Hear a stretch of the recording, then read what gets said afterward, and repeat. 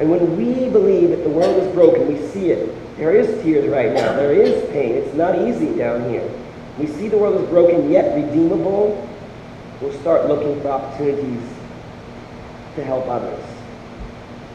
That's our response. That's how we see this world, and that's how we respond.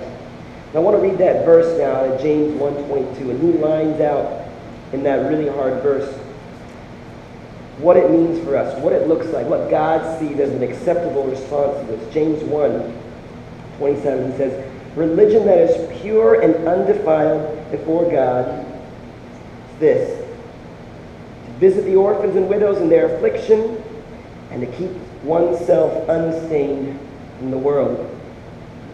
He lays it out there pretty simply, pretty bluntly. Two things: visit the orphans and widows, keep oneself pure, unstained. You want a two-step process? There you go.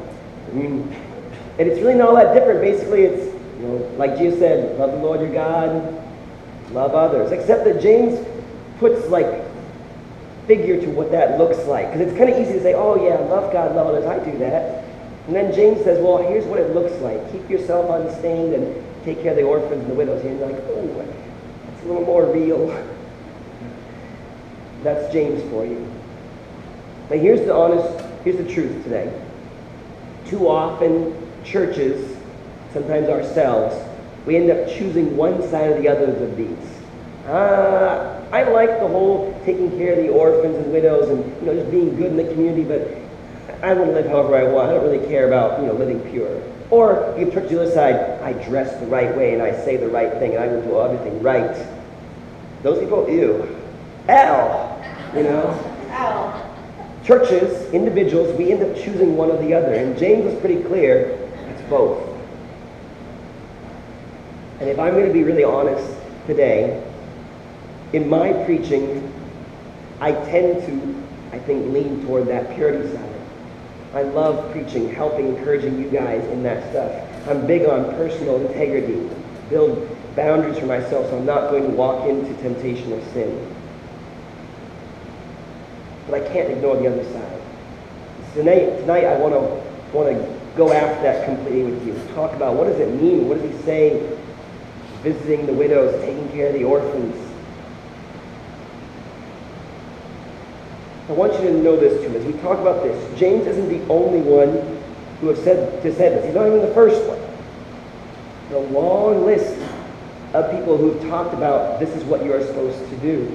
And when I preach, instead of this big, deep text, I like to have, if I'm going to do a debate, I want to make a point. I'm going to list out 4 different things that make my point clear. So I'm going to list out 4 or 5 verses in a row here. Maybe you don't like that. Too bad, I'm in charge. But I want to list out cover to cover Old Testament. This is something that came up regularly here. It wasn't like everybody was like, whoa, James, where'd you get that from?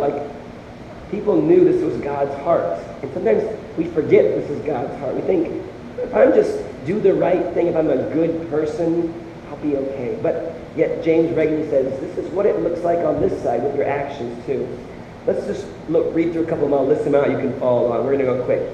Exodus 22, verse 22. You shall not mistreat any widow or fatherless child.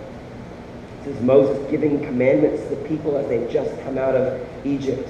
He lists this in there. Maybe not in the top 10 on the stones, but an important part of what they were to do as a new nation.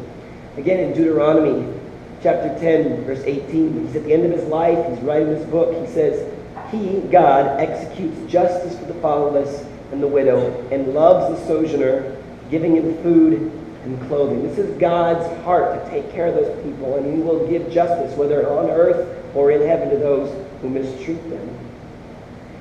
Psalms, David and the other writers wrote this in Psalm 68:5. Father of the fatherless and protector of the widows is God in his holy habitation. This is who God is, who he cares about.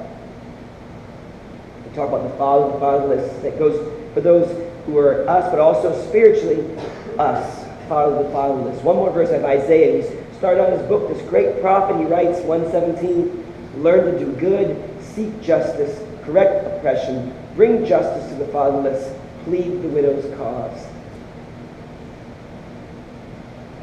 Tons of verses on this. I did a search for fatherless.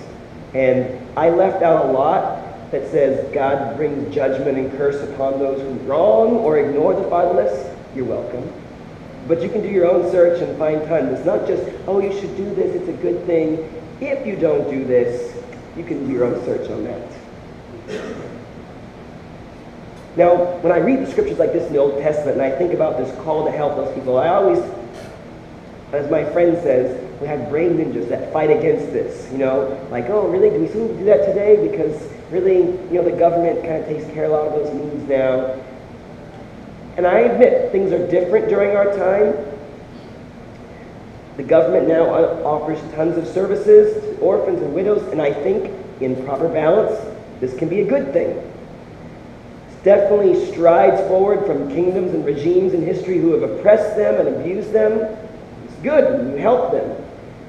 It does change a bit what the needs are and how we help them, but it doesn't change